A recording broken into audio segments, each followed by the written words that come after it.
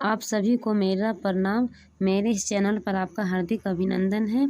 आज हम बात करेंगे श्रीमद् भागवतम प्रथम स्कंद का अध्याय 3। अध्याय 3 में श्री कृष्ण के समस्त अवतारों का स्रोत हैं। यदि आप मेरे इस चैनल पर नए हैं तो मेरे इस चैनल को सब्सक्राइब करके रखें ताकि मेरी हर एक वीडियो आप तक पहुंचे, और इस वीडियो को पूरा लास्ट तक देखें क्योंकि इसमें कृष्ण जी के समस्त अवतारों के स्रोत दिया गया है। तो चलिए दोस्तों स्टार्ट करते हैं। हे प्रभु, हे वासुदेव पुत्र श्री कृष्ण, हे सर्वव्यापी भगवान, मैं आपको सादर नमस्कार करती हूँ। मैं भगवान श्री कृष्ण का ध्यान करती हूँ क्योंकि वे ही परम सत्य हैं। सूत जी ने कहा, सृष्टि के प्रारंभ में भगवान ने सर्वप्रथम विराट पुरुष अवतार के रूप में अपना विस्तार किया, भौतिक सृजन के लिए सारी सामग्री प्रकट की। इस प्रकार सर्वप्रथम भौतिक क्रिया के लिए 16 तत्व उत्पन्न हुए। यह भौतिक ब्रह्मांड को उत्पन्न करने के लिए किया गया। भगवत गीता का मत है कि श्री कृष्ण अपने पूर्णांशों के विस्तार से इन भौतिक ब्रह्मांडों का पालन करते हैं। अतः यह पुरुष रूपी उसी सिद्धांत की पुष्टि है। आदि भगवान वासुदेव या भगवान कृष्ण, जो राजा वासुदेव या राजा नंद के पुत्र स्वरूप में विख्यात हैं, समस्त ऐश्वर्य, शक्ति, यश, सौंदर्य, ज्ञान और वैराग्य से परिपूर्ण है। उनके ऐश्वर्यों का एक अंश निराकार ब्रह्मा के रूप में प्रकट होता है तो एक अंश परमात्मा के रूप में। उन्हीं भगवान श्री कृष्ण का यह पुरुष रूप भगवान का मूल परमात्मा स्वरूप है। भौतिक सृष्टि में 3 पुरुष रूप होते हैं और यह रूप जो कारणोदकशायी विष्णु कहलाता है, तीनों में से प्रथम है। अन्य रूप हैं गर्भोदकशायी विष्णु तथा क्षीरोदकशायी विष्णु। इनके बारे में हम क्रमशः जानेंगे। भगवद गीता में यह उल्लेख है कि भौतिक जगत निश्चित अवधि के लिए उत्पन्न किया जाता है और फिर विनाश कर दिया जाता है। यह सृजन तथा संहार बद्ध जीवों या नित्य बद्ध जीवों के कारण भगवान की इच्छा से किया जाता है। प्रथम पुरुष कारणोदकशायी विष्णु हैं। उनकी त्वचा के छिद्रों से असंख्य ब्रह्मांड उत्पन्न होते हैं और यह पुरुष इन प्रत्येक ब्रह्मांडों में गर्भोदकशायी विष्णु के रूप में प्रवेश कर जाते हैं। वे आधे ब्रह्मांड में लेटे हुए जो उनके शरीर से जल से भर जाता है। इस गर्भोदकशायी विष्णु की नाभि से एक कमल नाल निकलता है जो ब्रह्मा का जन्म स्थल है। ब्रह्मा जी समस्त जीवों के पिता हैं और ब्रह्मांड की सुघड़ अभिकल्पना तथा संचालन में लगे समस्त देवताओं के रूप में शिल्पियों के स्वामी हैं। इस कमल नाल के भीतर ग्रह मंडल के 14 लोग हैं, जिनमें से पृथ्वी ग्रह तथा वैसे ही अन्य ग्रह मध्य में स्थित हैं। इसके ऊपर की ओर उत्तम ग्रह मंडल हैं और सबसे ऊपरी लोग ब्रह्मा लोग या सत्य लोग कहलाता है। पृथ्वी ग्रह मंडल से नीचे की ओर 7 अधोलोक हैं, जिसमें असुर तथा अन्य ऐसे ही भौतिकवादी जीव निवास करते हैं। गर्भोदकशायी विष्णु से क्षीरोदकशायी विष्णु का विस्तार होता है, जो समस्त जीवों के सामूहिक परमात्मा हैं। वे हरि कहलाते हैं और उन्हीं से ब्रह्मांड के सारे अवतारों का विस्तार होता है। निष्कर्ष यह निकलता है कि पुरुष अवतार 3 रूपों में प्रकट होते हैं। पहले कारणोदकशायी, जो महत्व तत्व में समग्र भौतिक तत्व को उत्पन्न करते हैं। दूसरे गर्भोदकशायी हैं, जो प्रत्येक ब्रह्मांड में प्रवेश करते हैं। और तीसरे क्षीरोदकशायी विष्णु हैं, जो प्रत्येक भौतिक पदार्थ, चाहे वो जैव हो या अजैव हो, सबके परमात्मा हैं। जो व्यक्ति भगवान के इन पूर्ण रूपों को जानता है वह ईश्वर को ठीक से समझता है। हम अपनी वर्तमान भौतिक इंद्रियों से दिव्य भगवान को रंच मात्र भी नहीं देख पाते। हमारी वर्तमान इंद्रियों को भक्तिमय सेवा की प्रक्रिया द्वारा ठीक करने की आवश्यकता है, तभी भगवान स्वयं हमें दर्शन देते हैं। भगवत गीता में पुष्टि की गई है कि शुद्ध भक्तिमय सेवा द्वारा ही दिव्य रूप भगवान के दर्शन किए जा सकते हैं। इस तरह वेदों में भी पुष्टि की गई है कि केवल भक्ति ही मनुष्य को भगवान की ओर ले जा सकती है और केवल भक्ति से भगवान प्रकट होते हैं। द्वितीय पुरुष गर्भोदकशायी विष्णु के रूप में प्रवृत्त हुए। वहाँ पर जब उन्होंने देखा कि ब्रह्मांड भर में अंधकार ही अंधकार है तथा अवकाश है विश्राम के लिए कहीं कोई आश्रय नहीं है, तब उन्होंने अपने पसीने के जल से आधे ब्रह्मांड को भर दिया और स्वयं उसी जल में लेट गए। यह जल गर्भोदक कहलाता है। तब उनकी नाभि से कमल नाल अंकुरित हुए और उस फूल के पंखुड़ियों पर ब्रह्मांड के प्रमुख शिल्पी ब्रह्मा का जन्म हुआ। ब्रह्मा ब्रह्मांड के शिल्पी हुए और भगवान ने विष्णु रूप में इस ब्रह्मांड के पालन का भार अपने ऊपर ले लिया। ब्रह्मा जी की उत्पत्ति प्रकृति के रजो गुण से हुई और विष्णु सत्व गुण के स्वामी बने। विष्णु जी समस्त गुणों से परे होने के कारण भौतिक प्रभावों से सदा अलग रहते हैं। इनकी व्याख्या पहले ही की जा चुकी है। ब्रह्मा से रुद्र यानी कि शिव उत्पन्न हुए, जो तमोगुण के स्वामी हैं। वे भगवान की इच्छा से संपूर्ण सृष्टि का संहार करते हैं। ये तीनों ब्रह्मा, विष्णु तथा शिव गर्भोदक साई विष्णु के ही अवतार हैं। ब्रह्मा के दक्ष, मरीचि, मनु आदि अनेक देवता अवतरित हुए, जिन्होंने ब्रह्मांड के जीवों का जनन किया। वेदों में इन गर्भोदक साई विष्णु की स्तुति गर्भ स्तुति के स्रोतों के रूप में भी की जाती है, जिनका प्रारंभ हजारों सिरों आदि वाले भगवान के वर्णन से होता है। गर्भोदक साई विष्णु ब्रह्मांड के स्वामी हैं और यद्यपि वे इस ब्रह्मांड के भीतर शयन करते प्रतीत होते हैं, किंतु वे सदैव दिव्य हैं। इस ब्रह्मांड के भीतर जितने भी अवतार हैं, वे इसी क्षीरोदक साई विष्णु के अद्भुत होते हैं। विभिन्न युगों में भिन्न भिन्न संख्या अवतार होते रहते हैं, किंतु इनमें से कुछ अत्यंत प्रमुख हैं, यथा मत्स्य, कूर्म, वाराह, श्रीराम, नरसिंह, वामन तथा अनेक दूसरे अवतार। ये अवतार लीला अवतार कहलाते हैं। इनके अतिरिक्त गुणा अवतार भी होते हैं, यथा ब्रह्मा, विष्णु तथा शिव या रुद्र, जो प्रकृति के विभिन्न गुणों के लिए उत्तरदायी हैं। यहाँ संकेत यह है कि भगवान के प्रत्येक अवतार के लिए उनके द्वारा संपन्न होने वाले विशेष कार्य का उल्लेख भी मिलता है। बिना किसी विशेष के कोई अवतार नहीं हो सकता और ऐसा कार्य सदा ही अद्वितीय होता है। ऐसे कार्यों का किसी जीव द्वारा संपन्न किया जाना असंभव होता है। शुक्र का अवतार पृथ्वी को गंदे पदार्थ के रसातल भाग से बाहर निकालना था। गंदे स्थान से कोई चीज उठाना शुक्र का कार्य है और सर्वशक्तिमान भगवान ने यह आश्चर्य असुरों को कर दिखाया, जिन्होंने पृथ्वी को ऐसे गंदे स्थान में छिपा दिया था। भगवान के लिए कुछ भी असंभव नहीं है।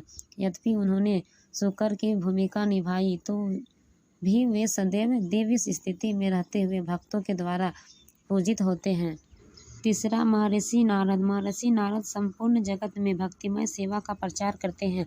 ब्रह्मांड में सर्वत्र विभिन्न लोगों में तथा समस्त योनियों के सारे बड़े बड़े भगवत भक्त उनके शिष्य हैं। श्रीमद् भागवत के संकलनकर्ता शील व्यास देव भी उनके शिष्यों में से एक हैं। नारद, जो भक्ति विषयों वेदों का भाव है, उन्हीं के द्वारा रचित है। यह नारद कर्मियों को कर्म बंधन से मुक्ति दिलाने की शिक्षा देते हैं। वे अपने श्रम द्वारा जीवन का आनंद भोगना चाहते हैं। यह सारा ब्रह्मांड समस्त योनियों के सकाम कर्मियों से भरा है। सभी प्रकार की आर्थिक विकास योजनाएं इन सकाम कर्मों में सम्मिलित है, किंतु प्रकृति का यह नियम है कि प्रत्येक क्रिया की परिणामकारी प्रतिक्रिया होती है और कर्म करने वाला अच्छे या बुरे कर्म फल से बांधा होता है। अच्छे कर्म का फल तदनुरूप भौतिक संपन्नता है, जबकि बुरे कर्म का फल तदनुरूप भौतिक कष्ट होता है। फिर भी भौतिक दशाएं, चाहे वे तथाकथित सुख हो या दुख हो, अंततः दुख का ही कारण बनते हैं। श्री नारद इन मूर्ख सकाम कर्मियों को बताते हैं कि किस तरह वास्तविक सुख प्राप्त करना चाहिए। वे संसार के मनुष्यों को निर्देश देते हैं कि किस प्रकार उनके वर्तमान पेशे से उनका आध्यात्मिक उत्थान हो सकता है। भगवत गीता का भी यही उपदेश है कि अपने श्रम के फल से भगवान की सेवा करनी चाहिए। इससे मुक्ति का पथ सुलभ हो सकेगा। चौथा है राजा ऋषभ। राजा ऋषभ ने अपने पुत्रों को उपदेश दिया था कि भगवान का साक्षात्कार करने के लिए तपस्या ही मनुष्य का एकमात्र कर्तव्य धर्म है। ये तो हमें शिक्षा देने के लिए ही भगवान के आदर्श प्रस्तुत करते हुए स्वयं ऐसा किया। अतः वे स्वयं आते हैं और अपने पीछे आवश्यक आदेश छोड़ जाते हैं। वे बद्ध जीवों को भागवत धाम वापस बुलाने के लिए अपने उत्तम पुत्रों को भी प्रतिनिधि बनाकर भेजते हैं। इस लोह उद्योग के युग में पतित आत्माओं पर विशेष कृपा करने के लिए प्रकट हुए थे। नारायण अवतार की पूजा आज भी हिमालय पर्वत स्थित बद्रीनारायण में की जाती है। सृष्टिकारी तत्वों की कुल संख्या 24 है। संख्या दर्शन में इनमें से प्रत्येक तत्व की विशद संख्या की गई है। संख्या दर्शन को यूरोपीय विद्वानों द्वारा सामान्य रूप से तत्व दर्शन कहा जाता है, जो भौतिक तत्वों के विश्लेषण द्वारा अच्छी तरह से व्याख्या करे। भगवान कपिल ने इसे सर्वप्रथम किया, जिन्हें यहाँ पर 5वां अवतार कहा गया है। छठा अवतार दत्तात्रेय के रूप में हुए। भगवान ऋषि अत्रि तथा माता अनसुया के पुत्र दत्तात्रेय के रूप में अवतरित हुए। ब्रह्मांड पुराण में पतिव्रता पत्नी के प्रसंग में भगवान द्वारा दत्तात्रेय के रूप में अवतार लेने की कथा का वर्णन हुआ है। उसमें कहा गया है कि ऋषि अत्रि की पत्नी माता अनसुया ने ब्रह्मा, विष्णु तथा शिव के समक्ष प्रार्थना की, हे प्रभु, यदि आप मुझ पर प्रसन्न हैं और मुझसे वर मांगने को कहते हैं तो मेरी प्रार्थना है कि आप तीनों मिलकर मेरे पुत्र बने। उन्होंने यह प्रार्थना स्वीकार कर ली और भगवान ने दत्तात्रेय के रूप में आत्मदर्शन की स्थापना की। 7वां अवतार प्रजापति रुचि तथा उनकी पत्नी आकुति के पुत्र यज्ञ थे। भौतिक जगत की विधि व्यवस्था बनाए रखने के लिए देवताओं द्वारा ग्रहण किए जाने वाले प्रशासकीय पद अत्यंत उन्नत पुण्यशाली जीवों को प्रदान किए जाते हैं। ऐसे पुण्यात्माओं का अभाव होता है तो भगवान स्वयं ब्रह्मा, प्रजापति, इंद्र आदि के रूप में अवतरित होकर शासनभार संभालते हैं। उस समय भगवान स्वयं इंद्र बन गए। यम आदि उनके पुत्रों तथा देवताओं की सहायता से भगवान यज्ञ ने संसार का शासन संभाला। 8वां अवतार राजा ऋषभ के रूप में हुआ। मानव समाज स्वाभाविक रूप से जीवन के आश्रमों तथा वर्णों के अनुसार 8 वर्गों में विभाजित है। 4 वृत्ति परक तथा 4 संस्कृति उत्थान से संबंध विभाग, बुद्धिजीवी वर्ग, शासक वर्ग, उत्पादक वर्ग तथा श्रमजीवी वर्ग, ये 4 वृत्ति परक वर्ग हैं। विद्यार्थी जीवन, गृहस्थ जीवन, वानप्रस्थ जीवन एवं सन्यासी जीवन, ये आध्यात्मिक साक्षात्कार के पथ पर सांस्कृतिक उत्थान के 4 सोपान हैं। इसमें से संन्यास आश्रम सर्वोच्च माना जाता है। सन्यासी समस्त वर्गों एवं आश्रमों का वैधानिक गुरु होता है।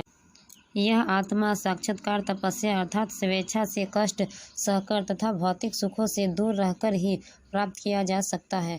जो लोग भौतिक आनंद से अपने को पृथक रखने में कामयाब हैं, वे धीर अर्थात इंद्रियों द्वारा विचलित न होने वाले व्यक्ति कहलाते हैं। केवल वैसे व्यक्ति ही धीर व्यक्ति संन्यास आश्रम ग्रहण कर सकते हैं और परम सह पद को प्राप्त कर सकते हैं, जिनकी पूजा समाज हर व्यक्ति करता है।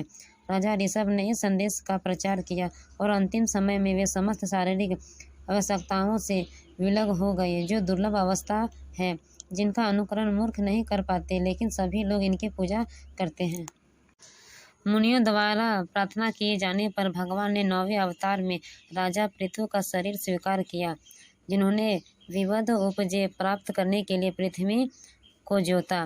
राजा पृथु के उत्पन्न होने के पूर्व उनके पापी पिता के कुशासन के कारण अत्यंत अशांति छाई थी। बुद्धिमान व्यक्ति ने भगवान से न केवल अवतरित होने के लिए प्रार्थना की, अपितु उन्होंने इस राजा को सिंहासन से उतारने का भी प्रार्थना किया। राजा का कर्तव्य है कि वह पवित्र हो और अपनी प्रजा का हमेशा कल्याण का ध्यान रखे। राजा जब भी अपने कर्तव्य पालन में कुछ असावधानी बरते तो बुद्धिमान व्यक्ति को चाहिए कि उसे सिंहासन से उतार दे, किंतु ये बुद्धिमान व्यक्ति खुद सिंहासन पर नहीं बैठते, क्योंकि उनके जिम्मे जन कल्याण के और भी अधिक महत्वपूर्ण कार्य रहते हैं। अतः राज सिंहासन पर न बैठकर उन्होंने भगवान से अवतार लेने की प्रार्थना की और भगवान महाराज पृथु के रूप में प्रकट हुए। असली बुद्धिमान व्यक्ति या योग्य ब्राह्मण कभी भी राजनैतिक पदों की चाह नहीं करते। जब चाक्षुष मनु के युग के बाद पूर्ण जल प्रलय हुआ और सारा जगत जल में डूब गया, तब भगवान विष्णु ने मत्स्य अवतार के रूप में प्रकट हुए। वे मत्स्य अवतार विष्णु जी का 10वां अवतार था। भगवान के मूल भयकारी श्रीपाद श्रीधर स्वामी के मतानुसार प्रत्येक मनु के बदलने पर सदैव प्रलय नहीं होता। फिर भी चाक्षुष मनु के कार्यकाल के पश्चात यह प्रलय सत्य व्रत को अद्भुत लीला दिखाने के उद्देश्य से किया गया। लेकिन श्रील जीव गोस्वामी ने प्रामाणिक शास्त्रों से निश्चित प्रमाण प्रस्तुत किए हैं कि प्रत्येक मनु के बाद प्रलय होता ही है। श्रील विश्वनाथ चक्रवर्ती ने भी श्रील जीव गोस्वामी का अनुमोदन किया है और भगवतामृत से प्रत्येक मनु के पश्चात ऐसे जल प्लावन के उदाहरण दिए। इसके अतिरिक्त भगवान अपने भक्त सत्यव्रत पर विशेष अनुग्रह प्रदर्शित करने के लिए इसी विशेष युग में स्वयं अवतरित हुए। श्री हरि विष्णु ने 11वां अवतार कश्यप के रूप में हुआ। एक बार आस्तिक तथा नास्तिक दोनों ही समुद्र से अमृत निकालने में जुटे थे, जिससे वे सब प्राप्त अमृत पीकर अमर हो सके। उस समय मंदराचल पर्वत मथानी की तरह प्रयुक्त किया गया और समुद्र जल में भगवान के अवतार कश्यप की पीठ को पर्वत के लिए आधार बनाया गया। 12वां अवतार श्री कृष्ण भगवान ने धन्वंतरी के रूप में प्रकट हुआ और श्री हरि भगवान विष्णु ने 13वें अवतार में उन्होंने स्त्री के मनोहर सौंदर्य तथा मोहिनी रूप लेकर भगवान विष्णु ने नास्तिकों को मोहित किया और देवताओं को पीने के लिए अमृत प्रदान किया। 14वें अवतार में भगवान नरसिंह के रूप में प्रकट हुए और अपने नाखूनों से नास्तिक हिरण्यकश्यप के बलिष्ठ शरीर को उसी प्रकार चीर डाला जिस प्रकार बढ़ई लट्ठे को चीर देता है। 15वां अवतार में भगवान ने बौने ब्राह्मण वामन का रूप धारण किया और वे महाराज बलि द्वारा आयोजित यज्ञ में पधारे। यद्यपि वे हृदय से तीनों लोगों का राज्य प्राप्त करना चाह रहे थे, किंतु उन्होंने केवल 3 पग भूमि ही दान में मांगी। सर्वशक्तिमान भगवान किसी को भी थोड़ा थोड़ा देकर पूरे ब्रह्मांड विश्व का राज्य प्रदान कर सकते हैं और इसी प्रकार वे एक छोटा सा भूखंड मांगने के बहाने ब्रह्मांड का राज्य वापस भी ले सकते हैं। 16वें अवतार में भगवान ने भृगुपति के रूप में क्षत्रिय का 21 बार संहार किया, क्योंकि वे ब्राह्मणों के विरोध किए गए विद्रोह के कारण उनसे क्रोध थे। यह अपेक्षा की जाती है कि क्षत्रिय का प्रशासन वर्ग या उन बुद्धिमान मनुष्यों के निर्देश से इस लोक का शासन चलाएंगे जो प्रमाणित शास्त्रों के आधार पर शासकों को निर्देश देते हैं। शासक इसी निर्देश के अनुसार शासन चलते हैं। जब कभी क्षत्रिय या शासक वर्ग विद्वान द्वारा बुद्धिमान ब्राह्मणों के आदेशों की अवज्ञा करते हैं तो बलपूर्वक उनके पदों से हटा दिए जाते हैं और बेहतर शासक की व्यवस्था की जाती है। 17वें अवतार में भगवान पराशर मुनि के माध्यम से सत्यवती के गर्भ से ऋषि वेद व्यास जी के रूप में प्रकट होते हैं। उन्होंने यह देखकर कि जन सामान्य अल्पज्ञ है, एकमेव वेद को अनेक प्रशाखाओं में विभक्त कर दिया। मूल रूप से वेद एक है, किंतु शील वेद व्यास के मूल वेदों को 4 में विभाजित कर दिया है। तब इन 4 वेदों को सबकी व्याख्या पुराणों तथा महाभारत जैसी विविध शाखाओं के रूप में की गई है। सामान्य लोग के लिए वैदिक भाषा तथा विषय अत्यंत कठिन होते हैं। उन्होंने केवल अत्यंत बुद्धिमान तथा स्वरूप सिद्ध ब्राह्मण ही समझे सकते हैं, किंतु वर्तमान कलयुग तो अज्ञानी मनुष्यों से भरा है। 18वें अवतार में भगवान राजा श्री राम के रूप में प्रकट हुए। उन्होंने देवताओं के लिए मन भावन कार्य करने के उद्देश्य से हिंद महासागर को वश में करते हुए समुद्र पार के निवासी नास्तिक राजा रावण का वध करके अपनी अति मानवीय शक्ति का प्रदर्शन किया। भगवान श्री राम ने मनुष्य का रूप धारण किया और ब्रह्मांड की व्यवस्था बनाए रखने के लिए प्रशासक अधिकारी देवताओं के प्रशंसा के लिए कुछ कार्य करने हेतु पृथ्वी पर प्रकट हुए। कभी कभी भौतिक सभ्यता की उन्नति के कारण भौतिक विज्ञान एवं अन्य कार्यों की सहायता से भगवान की सुस्थापित व्यवस्था की चुनौती देने के लिए उद्देश्य रावण तथा हिरण्यकश्यप जैसे बड़े बड़े असुरों एवं नास्तिक तथा ऐसे अन्य लोगों अत्यंत प्रसिद्ध बन जाते हैं।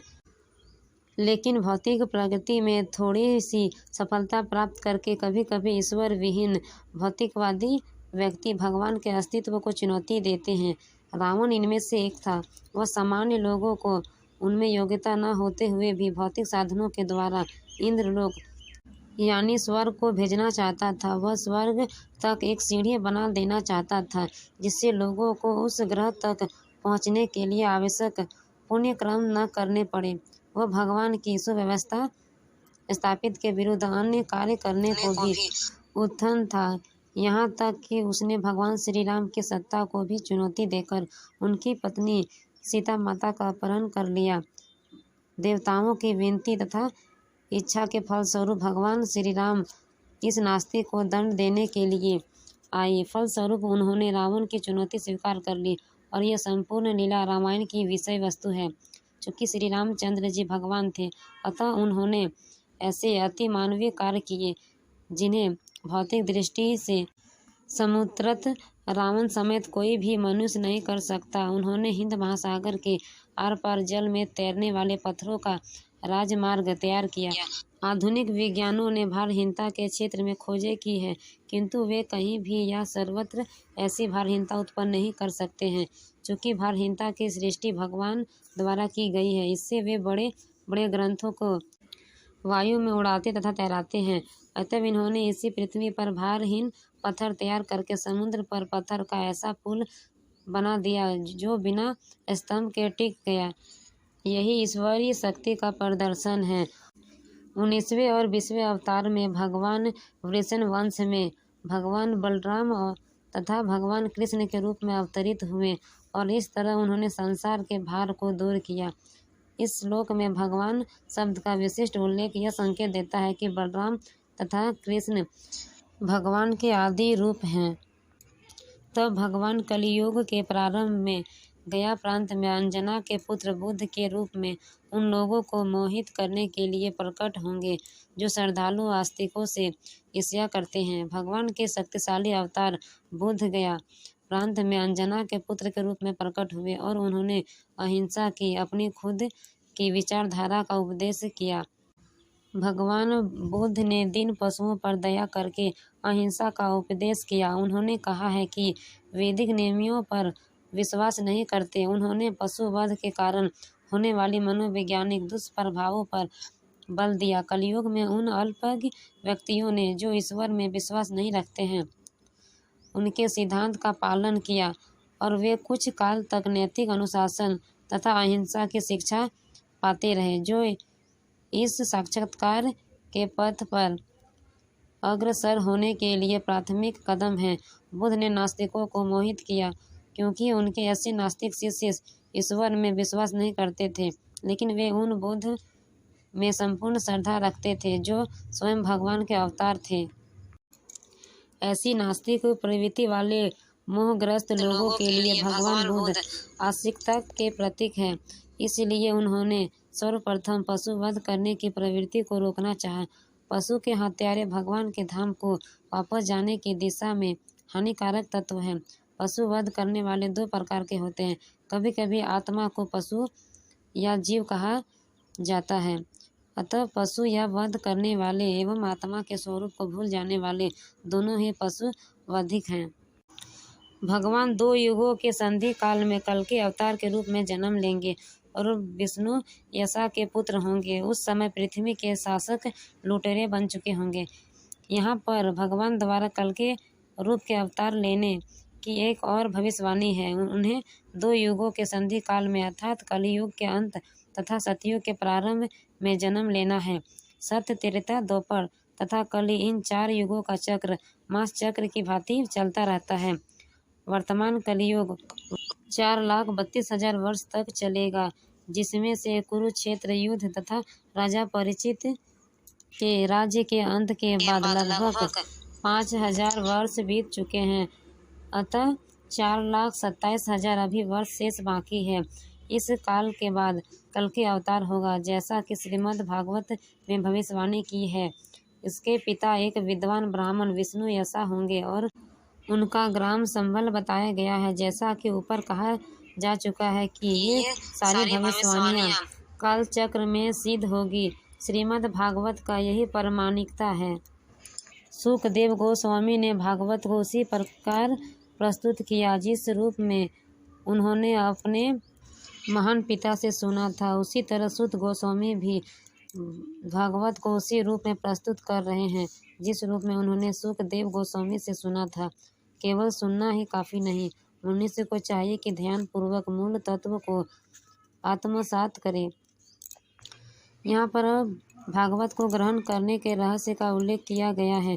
जिनका मन शुद्ध नहीं है वह सावधानी से नहीं सुन सकता। जो क्रम में शुद्ध नहीं है उनका मन शुद्ध नहीं हो सकता। जो आहार, शयन, रक्षा तथा मैथुन में शुद्ध नहीं है वह क्रम में भी शुद्ध नहीं है।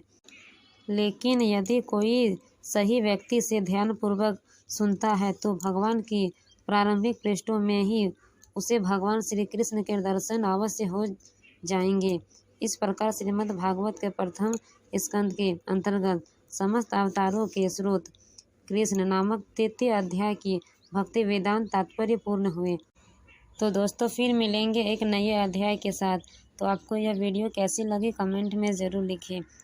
Thank you.